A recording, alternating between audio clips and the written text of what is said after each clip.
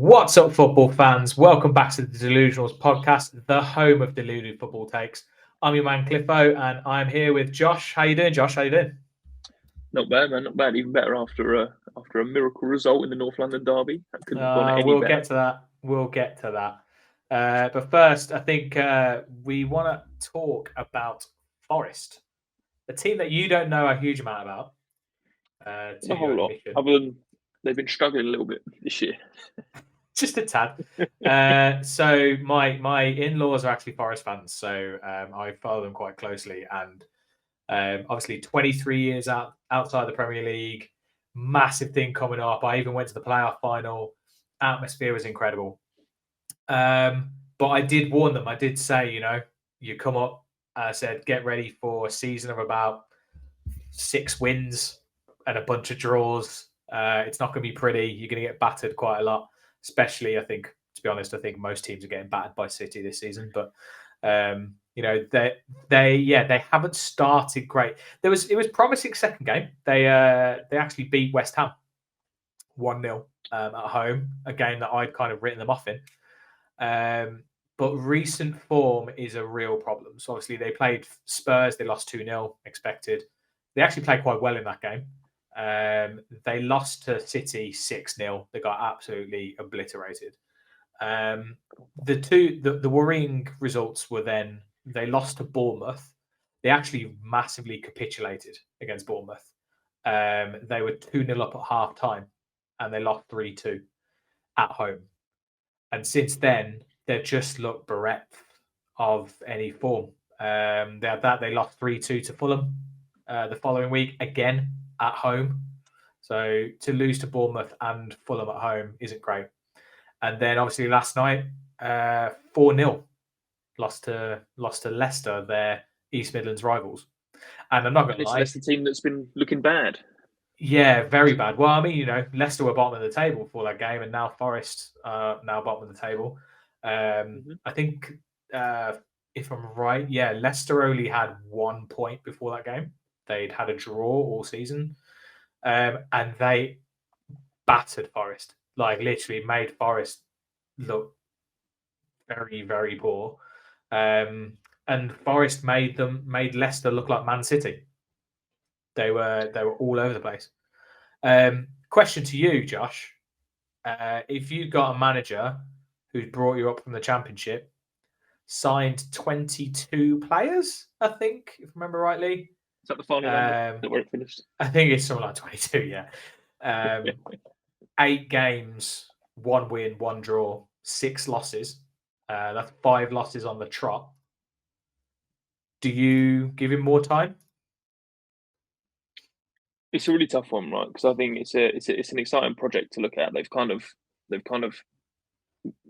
playoffs and they've come up with that sort of whole lot of spending sort of power, and they've approached it a little differently to what we've seen teams do in the past. We've seen teams in the past kind of build relatively new squads, but we've never really seen anyone come up and use that to essentially build an entirely brand new team. 23 new players, that's a new starting 11, that's a new backup, and that's more players than you've got backup. Like it's a full new group of people. And I was saying to my brother the other day, I was like, put it like this: if you put 25, 30 new blokes who've never met each other in a room before, and then just said, right now we're all working together, it'd be a weird environment, and it'd be weird to try and really quickly build any sort of working relationship that means you can sort of thrive and start clicking together. You've never met each other before, you've never worked together before, you've never seen each other's styles or whatever. So I think you almost, by agreeing to go down that route of team building, I think you almost have to give him more time. I think you're almost saying this is going to be a long-term project. You've just brought an entire new squad in. They've got to gel. They've got to learn the tactic. They've got to learn the language in some cases. They've got to meet each other, all this kind of stuff.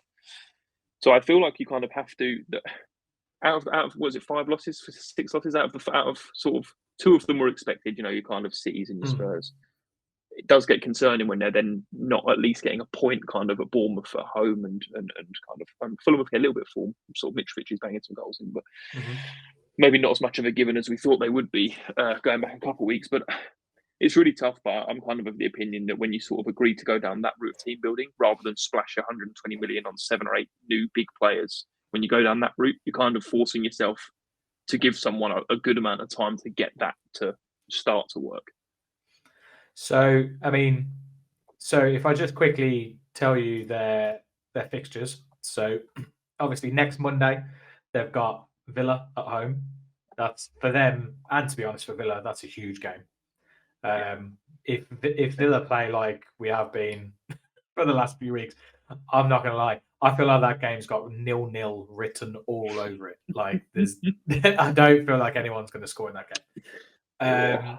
They've then got Wolves away, and then it gets seriously tough. So say for instance, if they beat Villa, lose to Wolves, that then means they're sitting on, I think, 7 points. They've then got Brighton away. They've then got Liverpool at home. They've then got Arsenal away. They've then got Brentford and Spurs, Palace and Man U and Chelsea. Yeah. Personally, I look at that and I'm like, 1 point. Well, it's kind of the thing that we discussed going back a few weeks when Villa was sort of struggling at the start of the season. Is when they're playing bad, it's impossible to say where the next win's coming from because it doesn't look like they're going to win any of them. So like, it's really hard to judge them on current form when you kind of would expect them to start to possibly gel a little bit, maybe start to play some better. I don't really know. Like, maybe I haven't watched enough of them to know where their issues are. Is it a specific thing? Are they just super leaky? Is it the defense? Are they not scoring well? I haven't really watched enough to know where the issues are, or if it's a team-wide thing. What's weird is, I think I said at the start of the season that Forest don't concede many goals. I said they're pretty tight at the back, and I thought that would hold them in good stead. That just seems to have gone out the window. They're conceding far too many goals. I mean, they've already conceded this season 21 goals and only scored 6. So, scoring goals is an issue, conceding goals is an issue. That spells a difficult time for a team. And one of the biggest other sort of challenges that they face is, and it's one of the things that sort of I've been hammering on about sort of since the start of the season. You'll probably get tired of me saying it, but the midfield's got so much stronger. So like when you look at like a win against anyone this year is so valuable. When you look at like you go Forest at the bottom, if we go up the table, tell me who you think Forest. Again, as I said, it's hard to go on sort of current form, but if I go up the table, tell me who you think Forest beats right now. Leicester, no. Wolves, no. Palace, Southampton, West Ham, Villa, Bournemouth, Leeds, Everton, and there's kind of all your way up to 11th. So like that mid pack's got really, really strong, and like even teams like Palace, we thought Palace looked pretty good last year, and sort of. I tell you what, I thought. Yeah, I was about to say I thought Palace were higher up than that. I thought they had quite a good start to the season, and they're 17th. It's just that middle pack of teams is so strong now because Newcastle look really strong. Fulham are looking stronger than expected. Liverpool right now are in that mid pack of teams. I don't expect them to be there at the end, but then sort of Brighton up in fourth, they're going to be sort of a strong team in that pack. Everton are showing a little bit of grit, sort of grinded out some draws. Everton haven't actually lost in their last 5, 3 draws and 2 wins, which is mad. Like considering how they started the season, they lost their first 7. Yeah, it's actually pretty insane. But yeah, I think the problem is the Forest owner Marinakis, I think his name is. He's got form for changing manager, so he's done it. I can't remember how many managers they've had over the years, but he's got form for changing manager. And I feel like if they do lose to Villa, and personally, I think that's the point where they might give him the boot. I think if they lose to Villa, I think there's rumours flying around about Rafa Benitez. Personally, I'd avoid him like the plague. Like I think that's an awful person to bring on. Yeah, it's not good at all. And what would be good is then, if they brought in a new manager, then that manager's got 4 or 5 games before the World Cup, maybe 6 games before the World Cup to kind of. And what were they? 3 or 4 expected losses, probably. Sort of going off current form at least. Yeah, basically gives him a chance to get things. But I don't know. I think that's the problem, isn't it? You bring in a new manager, and what they're playing, freaking Liverpool, Arsenal, Spurs. That's what I mean. I think you go at least until the World Cup. If he gets a couple of results, then good work. If he doesn't and you've lost every game, well, that saves you bringing someone in, rushing to bring someone in. He loses 4 on the trot and then goes into a World Cup break and all the fans are calling for his head. And it would just be really messy.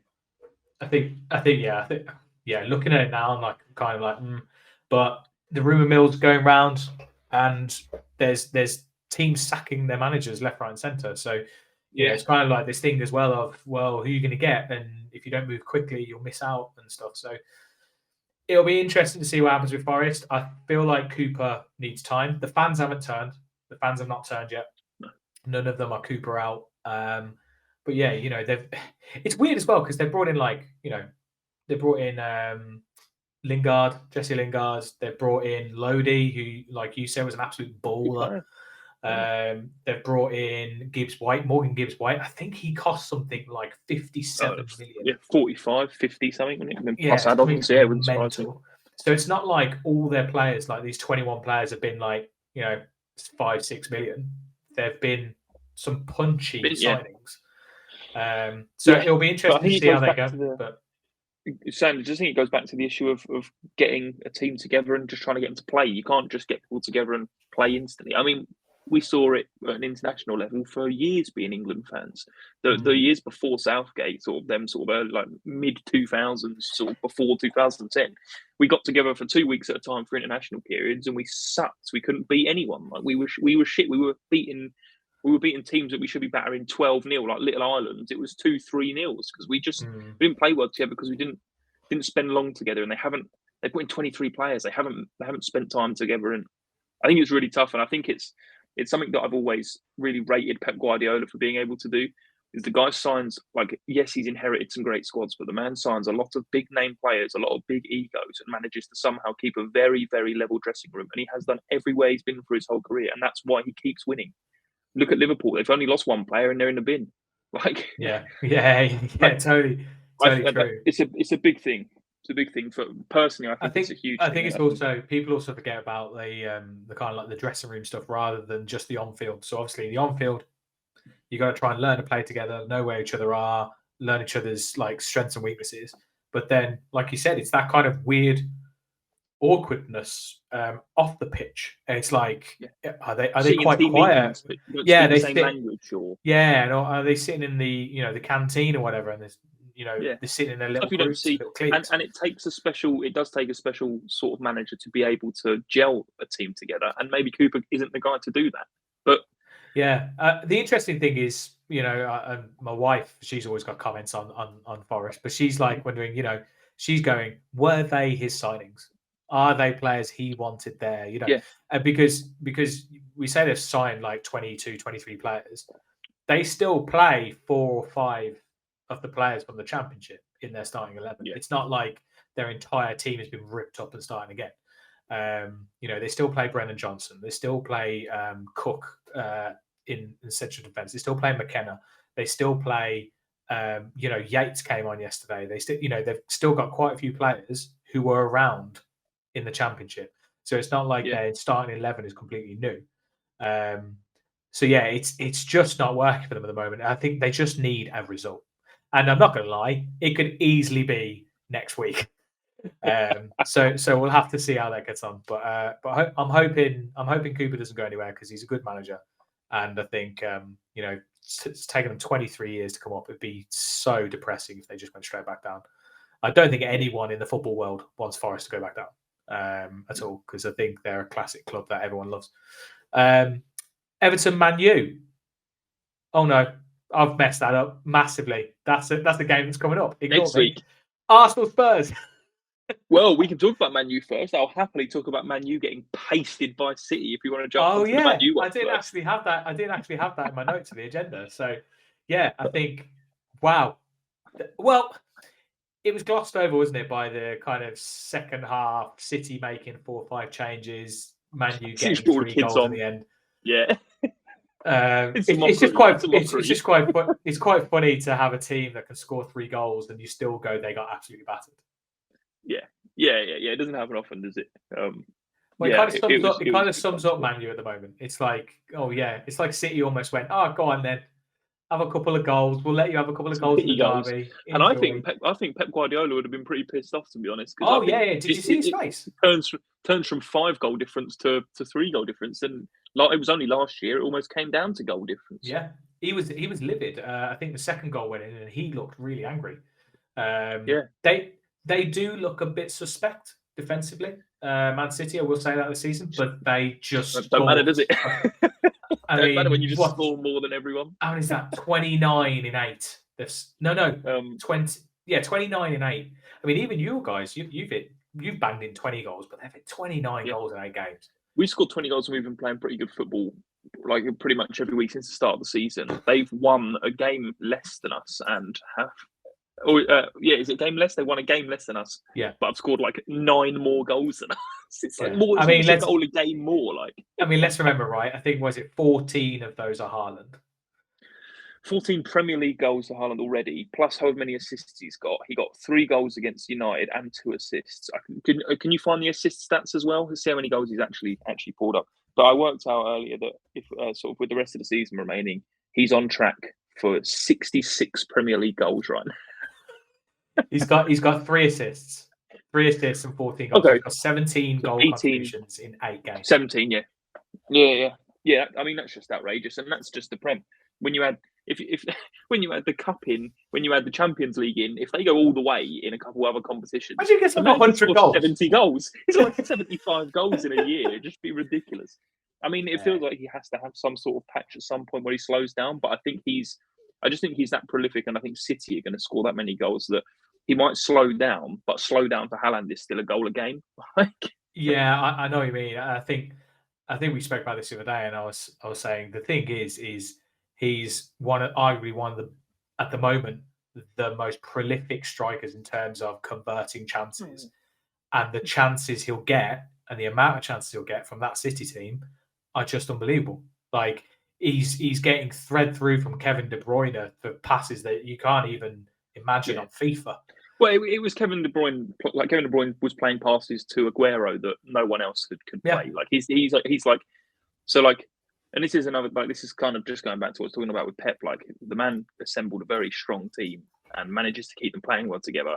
Throw Haaland, like, they were barring everyone without a striker. Now you throw one of the best strikers, if not the current best striker in the world, into the mix. And he's got 14 goals in 8 games. Haaland is a joke. The system is a joke. The players around him are a joke. And it's just a recipe for a serious amount of goals. I mean, I want to say City are going to win the league. Like I feel like that's the case, but obviously it's only 8 games in. You don't know. Haaland could get injured. Does that throw everything up? Probably does, to be fair, because even compared to last season, what hurt a little bit, it will hurt them. They don't have Jesus. They don't have Sterling. They don't. Where are the goals? There are goals, obviously Foden and stuff, but yeah, it's kind of like it's almost like someone who, if you want to beat Man City, you got to injure Haaland. That's almost how it feels at the moment. I think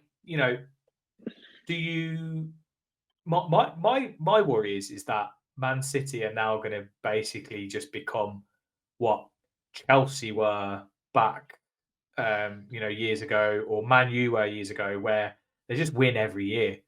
And actually win quite easily. And I think that's the main thing that's kind of kept the Premier League so competitive and so interesting over the last however many years. Is it's not like the French league where PSG are just rolling it, or the Spanish league back in the day when Barcelona or Real Madrid were just walking it. It's always been competitive. And I do worry that Man City are just going to be. It's almost like Lewis Hamilton recently said that the F1's going to be boring because Max Verstappen is just going to keep winning. Yeah. Is the same thing going to happen here, where it's just basically like, oh well, Man City are going to win the league, but so it's the rest of us to kind of pick up the scraps, because as long as they've got Haaland, he's 22. It's not even like he's like 30 or something. He's 22. If the guy's doing this for 8 years, like. I don't. We have the best goal scoring record of all time, and it wouldn't even be close. Like, it wouldn't even be close to anyone. Yeah. The man has 60. The man has 60 more goals than Messi had in his first 100 games. 60. It's not. It's not even 60. It's like 62. It's not. It's not. The Messi in his first 100 games. What I don't understand is what makes Haaland so good, like compared to everyone else. So what I don't understand is how a player can be that much better than everyone else. Yeah, the only thing I see when I watch him is that he's like he's not just a well-rounded player. He's like you get guys who are pretty good at everything, but they always kind of excel at something. So like someone will have a better shot, someone will be a great passer, or whatever. The man seems to be so well-rounded, but also excel at like so many aspects. Like he's stronger than the defenders he plays against, but he's also faster than them, and he's taller than them, and he jumps higher than them. Like he's more athletic than them, and he's more technically good with the football than them. Like, and he's younger. And he's younger than them, so he's just better than them in every aspect. But it's just like he doesn't just excel at one thing.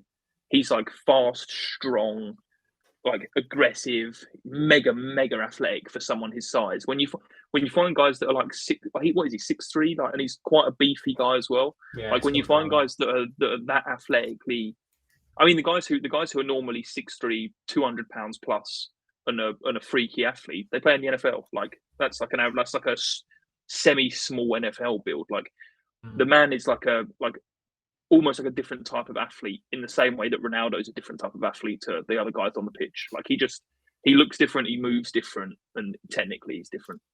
Yeah, I feel like the only thing that's going to derail his career is an injury of some sort. But it's scary to watch. But I tell you what, Man City at the moment are such a joy to watch. Like as a neutral, watching that Man U game, I was like, wow, this is just. I'm watching. You want to watch some attacking football? Watch Man City because it's fun. Unbelievable, absolutely unbelievable. And Arsenal, Spurs. Huge result. My anxiety started building the week before. It got worse every day until the kickoff. I felt sick at half time, and then it was fine by the end of the game. I feel good now. No, it's always a hard fought game. I never ever go into it with confidence. Few people I spoke to before the game all said they think Arsenal will come out of it, and I've never ever gone into any North London derby and been kind of any sort of certain that we'd win it, even against some of the old bad Spurs teams. It's just, you know what these rivalries are like. When you play your fiercest rival, form goes out the window, and it just becomes scrap. Right? Yeah, it's like a cup game. So it was a fun one to watch, and it's those individual moments of brilliance which win those games. And Partey's finish is going to be talked about as towards goal of the season sort of voting time. It'll be up there because first time on his right, it was just ridiculous. Spurs played too far off him, but it's just an outrageous finish. But I mean, I don't know if you actually watched the game, but we controlled the majority of the game. They had a couple of spells, but for the majority of the game, we controlled it. They had a couple of spells. They weren't themselves. They were missing passes and passes that like you'd expect Son and guys like that to kind of be making, sort of overhits and passes and stuff like that, which are a little bit uncharacteristic for them. But it's a derby, and yeah, those things happen when you play away in kind of your fiercest derby. But yeah, no, we look good, control the game, and it's another win. 7 wins out of 8 games now, so can't complain. Yeah, on that, do you think Arsenal are the real deal this season? Do you think start of the season? What would your kind of like thought have been? Probably top 4, right? Well, I think I put us third in do you think you can get that second spot? I mean, it looks more open than anyone thought it would be at the start of the season, right? Everyone's kind of initial start was sort of City, Liverpool 1-2 untouchable, and then everyone else is playing for third.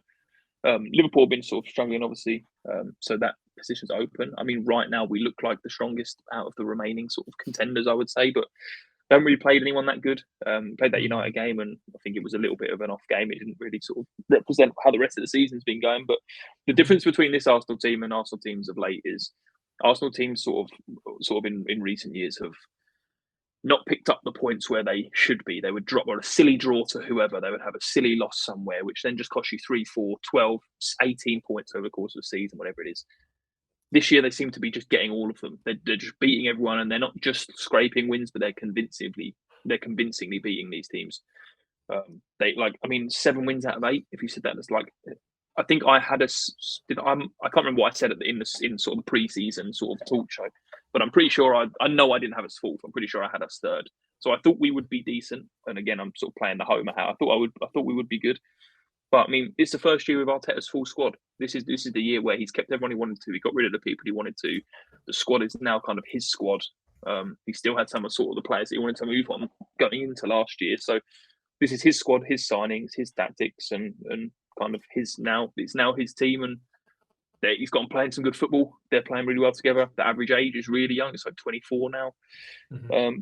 So yeah, I think I mean, it's too early to say, as you say, it's only 8 games, but I think we look like we could be the real deal. We look like we're pretty good. We're still miles off City, but we look like we're going to be good, and we've got young players going forward. So it could be sort of a decent few years for us coming up.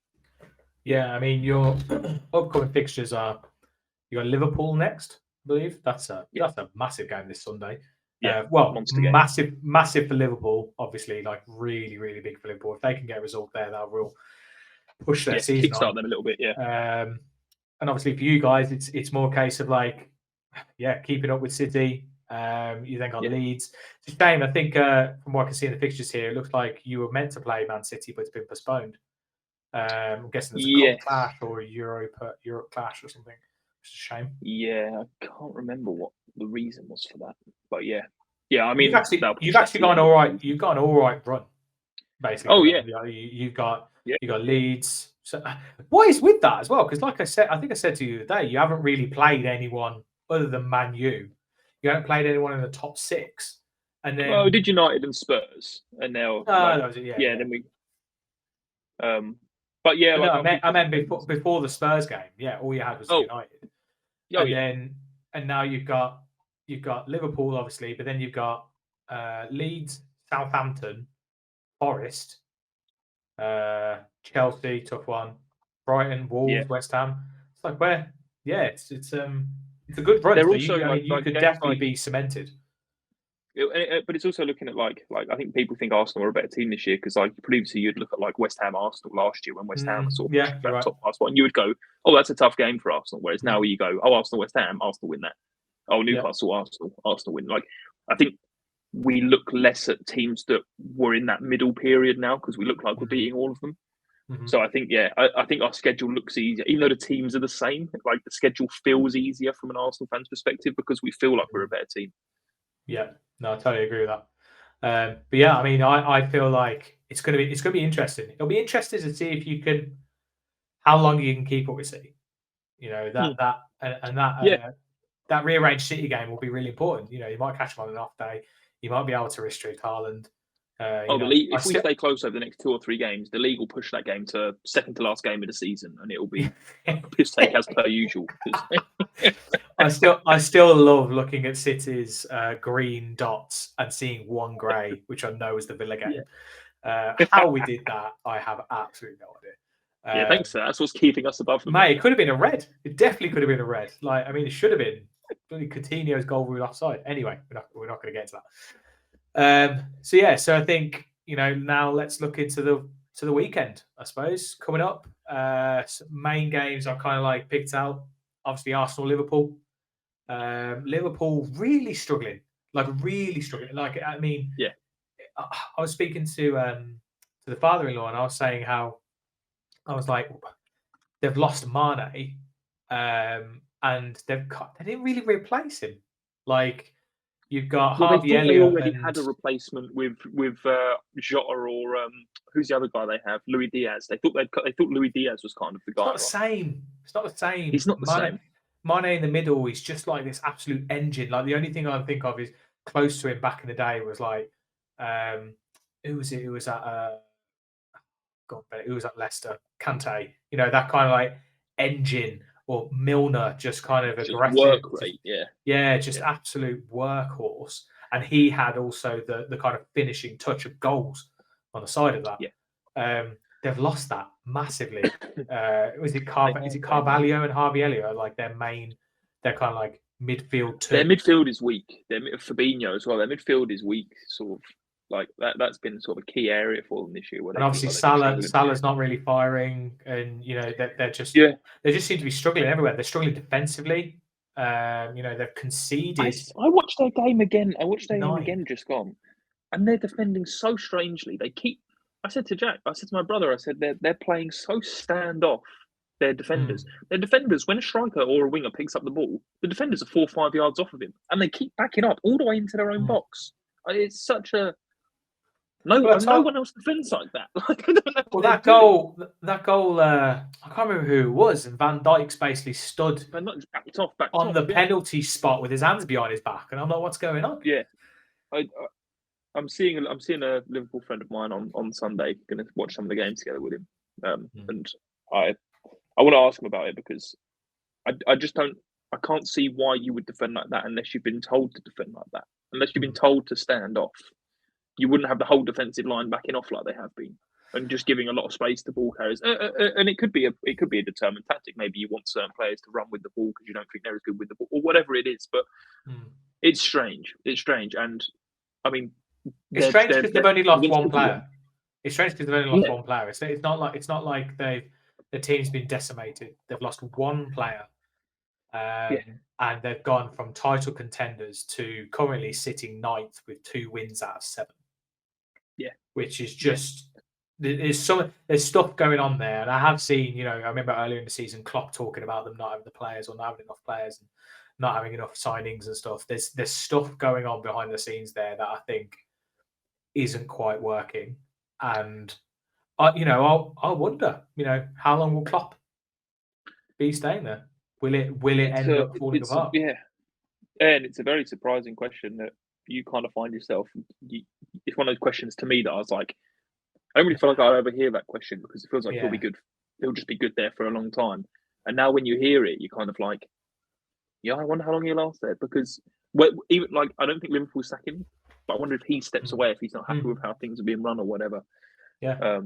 It's really if he doesn't get funded in January, or say for instance they have a bit of a mediocre season and then they don't really invest in next summer, then I can see him getting frustrated. He's like, I haven't come here for mediocre, mid to like Europa League mediocrity. He's come to try and win titles. So it'll be interesting. It'll be interesting to see. What's that? Stevie G to Liverpool in January. Yeah, not much of an improvement would that be? Well, let's segue onto Villa Forest. That's the battle at the bottom, kind of around the bottom.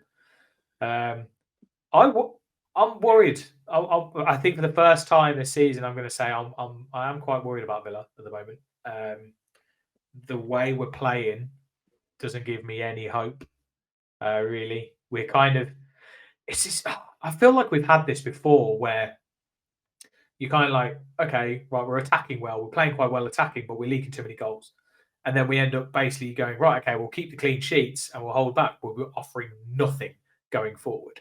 And it worries me because we don't exactly have, there's no one really in our team that's just going to kind of conjure something up, like going to kind of like score a worldie, or every now and again we'll score a goal here and there. It feels at the moment like our strikers cannot score.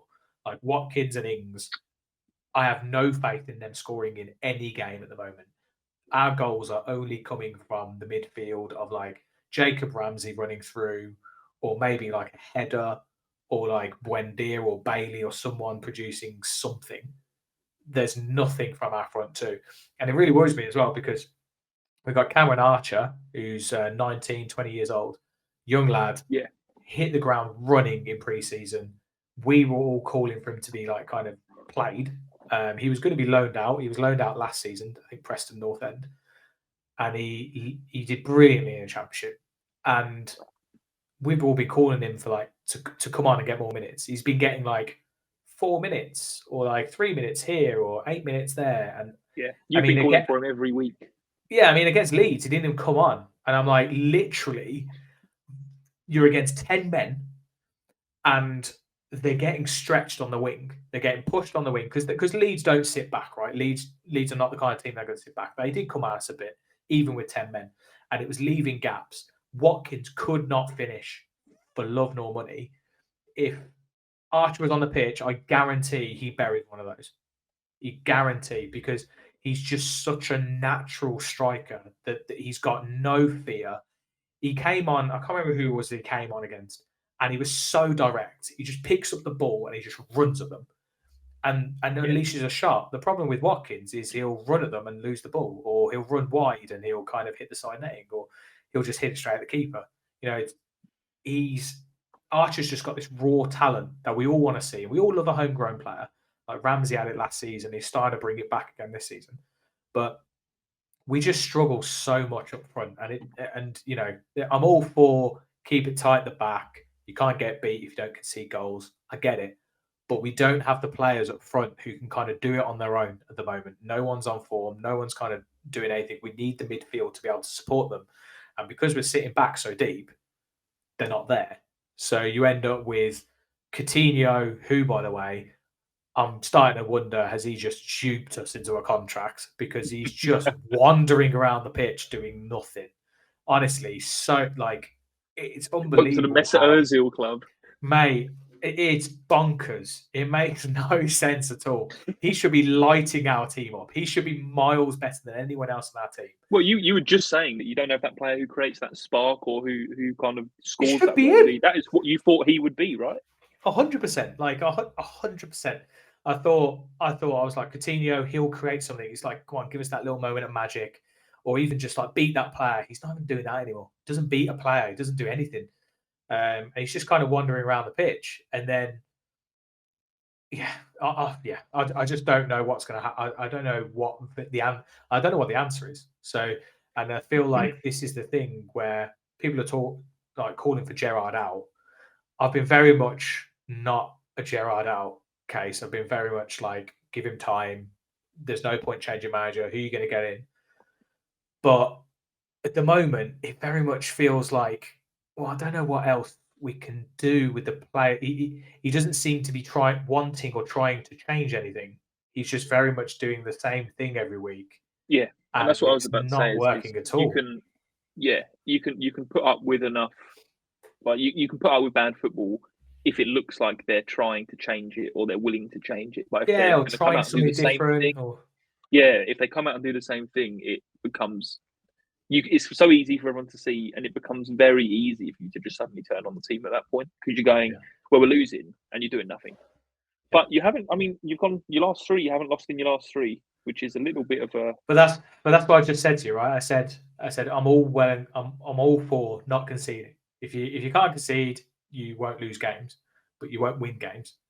And were you happy to go and set up for draws? Well, I mean, the one win that we had in our last three was Southampton, and that was an absolute turgid game. There was 4 shots in the entire match. There was less than 1 XG combined. It was awful, so bad, and we managed to just nick a goal. It almost just speaks. So it's almost poetic that Villa's only win came from a game with less than 1 XG combined. They can't score in any game, but the game honestly, they do score in, it's the game with less than 1 XG. But what's baffling is how good we were against Man City. We were so good against Man City. We were solid at the back. We were good going forward. I think I've said this before. I think that Villa struggle against teams who set up to defend, right? So Villa struggled to break down teams. I arguably think that the Villa Leeds game would have actually been maybe a game with a few more goals if they hadn't have gone down to 10 men. I think we may have scored. We might have had a chance to score. But they're kind of forced to defend at that point. Yeah, when they went down to 10 men, I said to Jess, I was like, we ain't scoring. This is going to be 0-0. Like, they're just going to 10 men behind the ball, we can't break them down. But interestingly, you were saying about Jesse Marsh coming out saying about Villa basically just parking the bus. Yeah, he was fuming. He came out and was saying about how the Leeds fans hadn't turned up to watch a team turn up and not even try and win. And he was talking about time wasting, I think, wasn't he? I think he was talking about the time wasting. Yeah, he's a fun. I don't know if you've ever really heard any of his interviews, but it's very funny. Yeah. He very much reminds me of he's like Ted Lasso, right? Just because he's an American in the Prem, it's a stereotype, but he is because. I watched an interview. It's a little bit off topic, but I watched an interview with him yesterday after the Villa game, and he gets asked the question, and it's like, "What did you make of the game?" And just in American coach fashion, just immediately is like, "Now the first thing I saw out there was a team that fought like lions, I remember you watched the same interview I did. We fought like lions. I was like, oh my god, Working like That's beavers. what you made of the red card incident, and the guy's like, "That's a team that fought every part of their body out there, every inch of their being." Yeah, it's quite funny. But no, he spoke about, like, he said that Villa were like time wasting and there was like dirty antics and stuff. I know exactly what Villa were doing. They knew that crowd would get antsy. They knew that crowd would get annoyed, and they knew they wanted to rile the Leeds players up, and they did. Leeds Villa have this weird rivalry since we went down to the Championship. It's since Patrick Bamford scored a hat trick and got El Ghazi sent off one game, and since then there's been this bit of a feud between Leeds and Villa. They don't like each other very much at all. And you could see it. You could see on the pitch they were getting riled up. The ref was awful, by the way. Yeah, he could not control that game. He gave away. There was way too many free kicks. He should have let things go. He should have let things go for sure. And it did ruin the game a bit. It was constant free kicks. It was constant stopping. It was constant stoppages. But there was only 4 minutes of added time. What the hell? But yeah, it was a weird one. And like I said, I think Villa really struggling to break teams down. And I can see Forest just galvanizing and and getting a result. And if they do, if Forest get a result, we are right in it. We are right in the middle of that. We are right in that relegation battle. I mean, you're on 8 points now, right? You have to, without a doubt, get more than that. And I don't really know where that many of your new points are going to come from. No, especially I think, what's our run coming up like? I can't remember. I think we've got Forest. We've got the rearranged Leicester game, which is going to happen at some point as well. Knowing our luck, we'll probably hit them now that they've hit form. It's worrying for Villa. The game on Monday is going to be massive for both teams. And I have no idea who's going to win. Obviously, I'm going to have the in-laws round. That's going to be fun. So we'll just have to see how that one goes. But hopefully, I think next week I'm hoping to get Graham on to talk about Forest and stuff. And I'm hoping I can gloat a little. Now, I'm hoping I can gloat, but I don't know. It's just going to be me and Graham if not. It's got 0-0 written all over it, if I'm honest. I think. The other two games, I might bet the 0-0. I might bet the 0-0. So it is 0-0. You two will be pissed off on the pod, and I'll be sitting there all happy. I said to Jess 0-0, and I actually said to Jess in the first half, I could see it kicking off. I was like, "There's going to be a red card. There's going to be a red card in this game." I definitely should have put a bet on 0-0 and a red card. Everton, Man U. This is an interesting one. Everton have hit a bit of form, like you said. Yeah. I mean, there's only two teams right now who haven't lost a game in their last 5, and it's City and Everton, which is wild. Yeah, that's insane. But yeah, they've hit a little bit of form. I mean, I thought they'd be in real trouble at the start. Oh, I've lost you, mate. I've lost you, Josh. Josh, I've lost you. I think your headphones are gone. No. Technical issues. Are we back? Yeah, you're back. Yeah. Yeah, me perfect. What did you get up to? Got up to, you basically said Everton, Man City, 5. They're great form. Yeah. That was it. Really. I mean, Everton are in less need of points as we we thought they'd be in a lot of trouble sort of at the start of the season, just in terms of had massively improved the squad, and struggled sort of were right in it sort of at the end of last season. But yeah, they've managed to somehow scrape some points together. But I think even though they're below United, I think United are kind of in need of a bounce back here because they were on a decent little run, and I think that's going to be a big sort of knock in confidence to them because they didn't just lose, but they got beaten down by a team that are better than them, but. Losing to your bitter rivals and it not being close, it being like an actual beatdown is a real morale sort of burner, and could be interesting to see how they bounce back because Everton will know that they're there for the taking. I think it's got draw written all over it. I think score draw. It's not going to be 0-0. I think it'll be 1-1, 2-2, something like that. But yeah, I feel like these big games we always build up and they always end up just being these like tight, cagey affairs. Yeah. But Everton get a goal early, crowd's buoyed, they push on. You never know, but I feel like that's got a draw written all over it. Yeah. Brighton Spurs. This is a really fun game. This is a really interesting game because I also thought Brighton. I was like, I did worry for them. I felt really bad for them as well because losing manager, Potter, losing Potter, losing Graham Potter. Kids love Potter. But Liverpool. Is it just Liverpool were really bad, or were Brighton really good? Brighton were 2-0 up at one point, I think, weren't they? And then it went 3-2 down. Yeah, and then brought back 3-3. Yeah, so they're no mugs. It's going to be a really interesting game then with Spurs. Spurs, like you said, against you all lot, were a little bit cold. They didn't really show much. And Brighton at home are not, or Brighton away for Spurs, no walkover. I think that'll be a really, really interesting game. And I think I always go cagey. I always go draw, but it'll be interesting to see. I think if Spurs do win that one, I think it'll be interesting to see how Brighton reacts because I do worry that with the manager change that they might start to drop off a bit. Yeah, it can happen.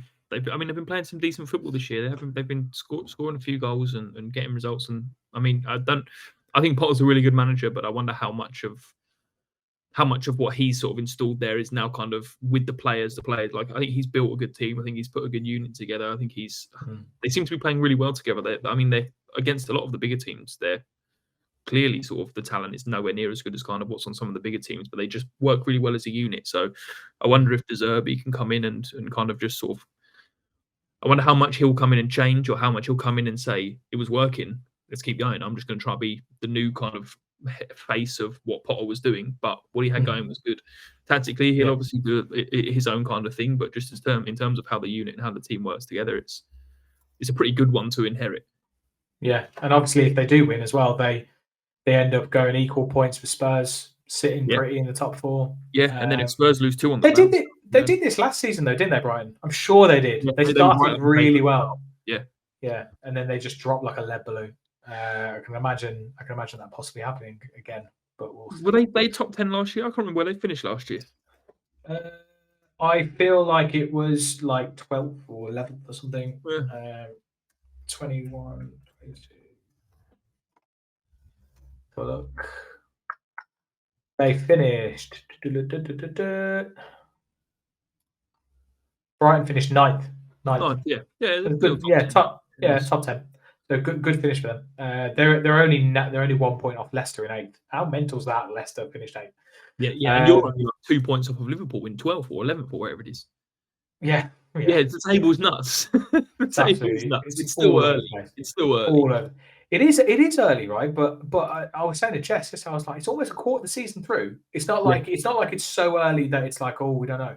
It's now at the point where you're like, okay, if a team isn't performing, they're running out of games. You've got to either change or fix up now, or there's a manager change coming for the second half of the season. Yeah, and the games are coming thick and fast now because of the World Cup and stuff. And the pause for the World Cup together have been so interesting. So I'm really interested to see what happens when we get back because a lot of the top teams are going to have lost a lot of players, and the younger, the sort of lower teams in the league are going to be fresh and have an extra month of training. Yeah, exactly. I saw Arsenal were planning to fly to Dubai so that they were next to Qatar, so that when their players get sort of knocked out, they then can immediately join them in training. Oh, that's interesting. I wonder if we'll do that.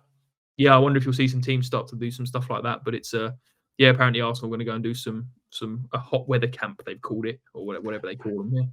That's what they call it, Football Manager. I think when you just prep them, it's like send them on training camp. Yeah, go to Portugal. Anyway.